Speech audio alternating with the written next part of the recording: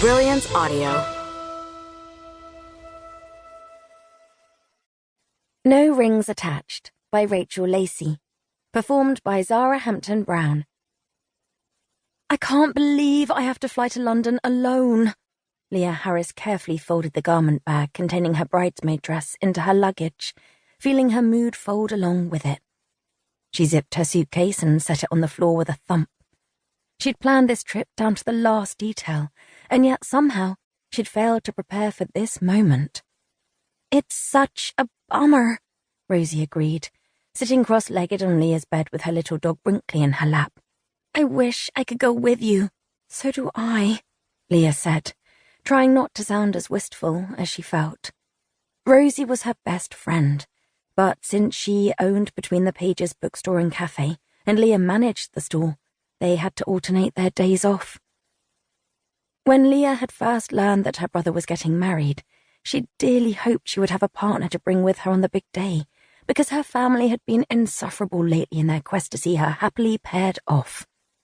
The problem was, despite many, many dates, Lia remained frustratingly single. One by one, her friends had fallen in love. In less than a week, both her siblings would be married, and Lia would still stand alone. Worse, her ex would be at the wedding, and her mother was on a mission to get them back together. Lia hated that she was preoccupied with her dating woes ahead of such an important weekend. She loved weddings, and she was especially excited to see her brother tie the knot. If only she had someone special to bring with her. At the other end of the apartment, the front door swung open with a distinctive squeak, followed by a thump as it bumped the stopper. "Dinner's here," a voice called. "Yay!" Rosie set Brinkley down and stood, brushing a hand through her blonde curls. Brinkley trotted out of the room, and Lia and Rosie followed him down the hall, where the rest of their roommates had gathered around several large white paper bags on the kitchen table. "The container's marked with a C, a chicken piccata," Paige said as she began to unpack the bags of food. "The rest are portobello Wellington." Rosie said appreciatively, as she took one of the Wellingtons. "You're spoiling us tonight." Paige worked at her girlfriend Nikki's catering company, and occasionally they were able to bring home leftovers. The food was extremely well-timed for Lia tonight, because she needed to leave for the airport in about 15 minutes, and now she wouldn't have to eat there. "Thank you," Lia told Paige, as she took a container of chicken piccata. "You bet. All packed?" Paige asked. "Yes," she smiled, feeling a spark of excitement about her trip, even though she'd be making it alone. The UK was lovely in June.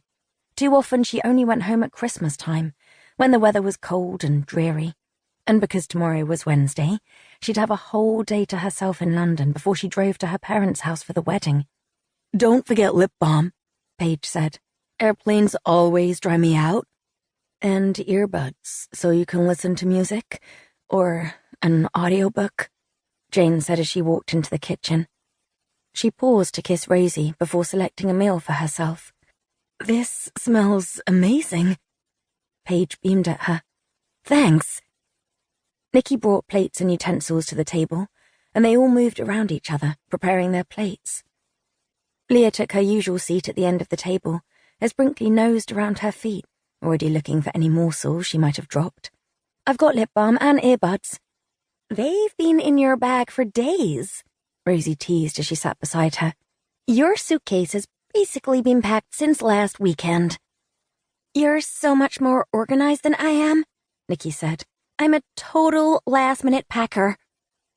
Lia shrugged as she bit into her chicken. Yes, she was organized. She planned ahead. And yet she couldn't seem to plan her love life, no matter how hard she tried. She imagined her mother's reaction when she arrived for the wedding weekend alone, the disapproving look she'd receive, followed by a lecture about her age, and then the matchmaking would begin. Dread soured her stomach.